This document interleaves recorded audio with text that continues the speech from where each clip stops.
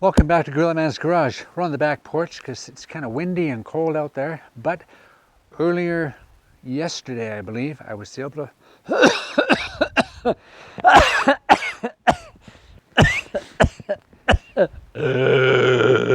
Wow, that was something else, wasn't it? Oh my goodness, coughing. Unbelievable. Oh.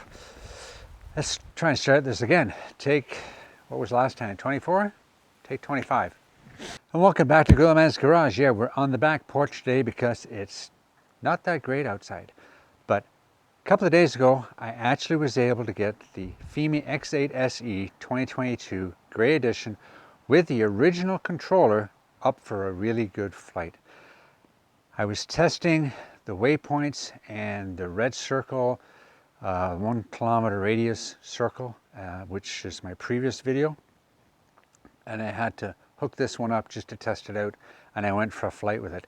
This controller has not been used for over a year. Sat in the box, just sat there.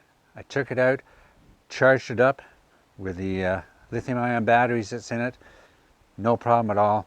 It's a great controller. It really is a good controller, okay? I just prefer the TX10 for the convenience and stuff like that. But let's take it out with this. And we're going to go out and we're going to go east over the lake like we've done before. And a couple of weeks ago, I went over that way with a series of drones, just capturing the fall colors. Well, it's only been about 2 weeks, and the change is phenomenal. We've lost half the leaves. I've kind of missed that blue, nice, warm sky, fall, autumn day, cruising out, seeing the bright, brilliant colors. That never really came. We went from the greens from 2-3 weeks ago to almost a dreary, dying, colorless landscape. But it's still beautiful, it still looks great, and we took this controller, and I've always touted, I've always caveated, I've always praised the TX10 controller for its range, far better than this one. Well, let's see what happens on this one, and we'll catch you on the end, okay? Take care, and keep an eye out. Okay, we've got the Fimi X8 SE 2022. You might notice something a little bit different is that because we're using the old controller, okay, see if we can get this old controller. Here I am in front of it. Here's the old controller I got going. Yeah. So we're going to see how this works, and we'll see what happens here. Let's go up about 50, 60. We've got lots of flight time, gale force winds. Yeah. I think that's just preset a little early. Okay, and we're going to start that video and head out. Now we're at 68 meters up. Yeah. We're going forward about 5, 7, 8. There we go. 9. We're up a little higher.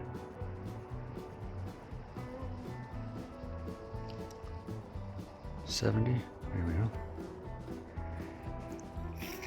How far can we go out before these things start to go a little weird on us?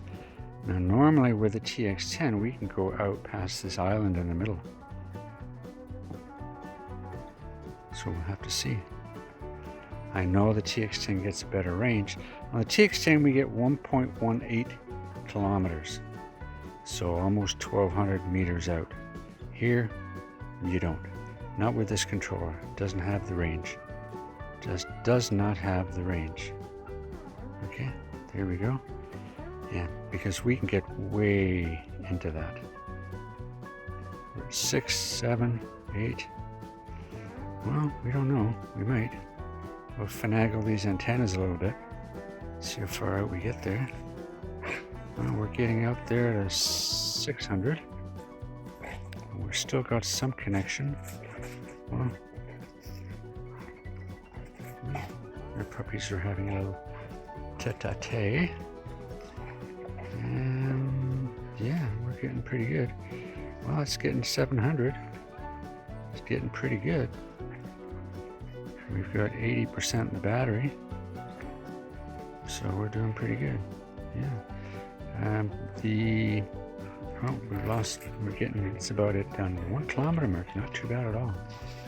Not too shabby on this controller. Call me a liar, why don't you? 8, 9. Woohoo! Oh boy, I'm sweating bullets here because, oh, there it goes. 1, 9. There you go.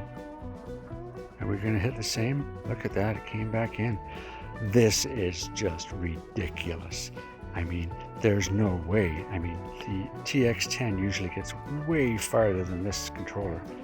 And now this controller is getting 1200. Do I see 1200? 1200 meters. Oh my goodness. And it's still going. Oh, I got 73%. And I'm just kind of facing between the trees in my backyard here. And I have, it's going to take a while to come back. In 19 satellites, we're at 1400 meters. We're up at 69 meters high. We're 1500 meters out. This has never, and this is just it. There you go. Fail safe, return to home. Yeah. So, yeah, it's coming back. So that was 1500 meters. Never, ever, ever have I seen that on this controller. So it may be just a fluke. It could be just the environment, the time of day, the type of weather, strength of the GPS, I don't know. But normally the TX10 gets way better range. But this is phenomenal. This is absolutely phenomenal. And I say, this controller, I haven't used it in better part of a year, I'll bet. Okay, and it's performed very well. I just threw the phone in the middle. I even, unbeknownst to me, or people would know I'm crazy but better, I know better, I just grabbed the existing original cable, the USB-A to USB-C cable that came in the kit, the little short one, and as you saw in the picture, I just threw it on halfway. It won't fit correctly because I got a big case on it. I just threw it in, and this is the result. I mean, I'm flabbergasted. I'm just absolutely floored. That's amazing. And these colors are just so rich, so nice, and everything's on 0. Okay, we've got gale force winds again. Now I'm thinking with the Mavic Mini, it throws up that warning all the time, strong wind warning, etc., etc. And I'm sure that originally that warning didn't come up until much later in the strength of the wind. And then there was an update way back, and then suddenly that strong wind warning kept coming up really fast. So I think on the Mavic Mini, the wind warning, you got to take with a grain of salt, but you got to know your environment. You got to know where you're at. Okay, it's coming home now, and same with this one. Same with the X8 SE 2022, and I think the same with the 18 and the 20. It's probably calibrated a little low. Okay, which is good. Okay. I look at the trees and I look at how they sway, and my trees go up 50 feet, 60 feet, some of them. And they sway here and there, so I can basically tell if it's a really strong wind. And I think the winds here, and you can't go by UAV. I mean, UAV forecast is great, but I mean, you really can't, because their scouting station or their data station is so far away from where we are, and winds change all the time. Gives you an idea, but unless you're out and about in the actual area, you really can't tell. And I can't tell. And the winds are going to change at ground level, 50 meters up, 80 meters up. There could be a funnel in between. Who knows? Updrafts, downdrafts, all kinds of stuff. Well, it's coming down, and I have to stop that by hitting this fail-safe button, because if I don't,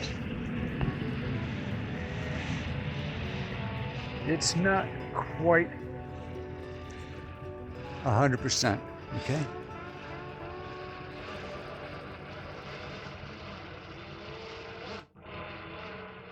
So there you have it. What a great flight. What a great flight. And it wasn't that much more difficult. It was a little bit more cumbersome because of my phone. It's got a big case on it. But the Fimi X8 SE 2022A performed flawlessly again. The only thing that's hampering this craft now is Fimi's software programming. It's not the craft, it's their programming. They're throttling it. They're not letting it do what it can do. If they removed that 1 kilometer barrier, you could fly this, in some cases, 2, 3, 4, 5 kilometers out, okay, on a waypoint mission. Yeah, can't do that. Can't do that now. No, no. You've got to manually control it. And if you have an environment like we do here, with lots of trees, lots of moisture, you're going to get kicked out of the connection really quick at around the 1 kilometer mark, regardless of what craft you've got. So having a waypoint mission that can go beyond that 1 kilometer range would be phenomenal. Just give me a couple of kilometers, okay, so I can go out and see some more of the lakes and see some more of the environment and what's around and things like that, okay? That would be phenomenal, Fimi. Don't throttle your craft, okay? Put up a warning, sure. You take responsibility because you could have an accident and lose it, and that's your fault. Yeah, let me be responsible for that, because I try only to fly over non-populated areas, okay? When I'm doing all my testing and all that kind of stuff, if it lands, then it's in a forest or in a lake. There you go. Okay, so the regular controller and the X8 SE, they were great together. And the range, I have to say, I'm thinking the range has more to do with maybe the positioning of the satellites that are up there, the time of day. There's a lot of things that get into it, because sometimes I can get 900 meters, sometimes I can get 900 meters, sometimes I can get 1.5 kilometers. It's really weird, depending on the day, the time, all kinds of stuff, all kinds of environmental and geographical things go into your range. You're never going to get the exact same range every single day at every single time, okay? There you go. So we had a great flight. The colors are starting to fade a little bit. It's starting to get that monotone color. In a couple more weeks, all the leaves will be gone. And then in another month, it'll just be completely gray, okay? But let's get up. Let's see that progression. Every 2 weeks, let's have a look. Let's have a look at the progression of the leaves and the autumn and see what happens up there, okay? Until the snow flies and we get some beautiful winter wonderland scenery, okay? Till next time, take care. Get out there and fly, and I gotta go find the pups. They're somewhere around here, okay? Bye now.